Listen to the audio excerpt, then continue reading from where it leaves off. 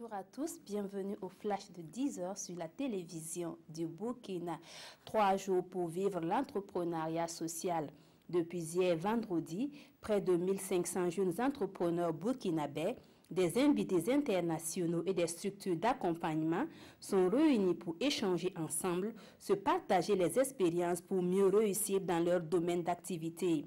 Ces journées de l'entrepreneuriat social sont organisées par la direction de la fabrique. La première table ronde multi-acteurs sur la responsabilité sociale des industries extractives envers les éleveurs du Sahel a refermé ses portes hier vendredi à Ouagadougou.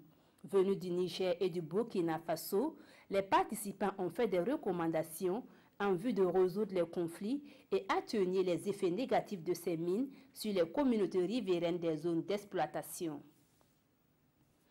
La saison des pluies s'installe peu à peu au Burkina Faso et c'est aussi la saison des craintes pour ceux qui vivent dans les zones à risque ou les zones inondables à Ouagadougou.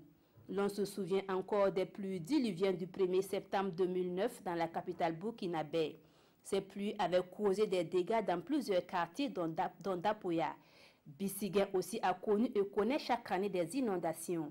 Une de nos équipes est allée à la rencontre des habitants de ces quartiers. Ils ne cachent pas leur peur de se réveiller encerclés par les eaux de pluie. D'autres justifient leur choix d'habiter ces zones car n'ayant pas d'autre solution. Le Prytanée militaire du Kadiogo récompense ses meilleurs élèves de l'année académique 2017-2018.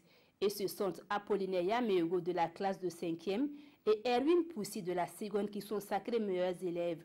Les meilleurs élèves de chaque matière et de chaque niveau ont également été récompensés. Les enseignants n'étaient pas en reste. 7 d'entre eux ont été faits chevaliers de l'ordre des palmes académiques. À l'étranger, en ce dernier vendredi du Ramadan, de nouvelles violences ont éclaté le long de la frontière entre la bande de Gaza et Israël. Au jet de pierre, au lancement de cerfs-volants et de ballons incendiaires, les soldats israéliens ont répliqué à coups de balles réelles et de gaz lacrymogène.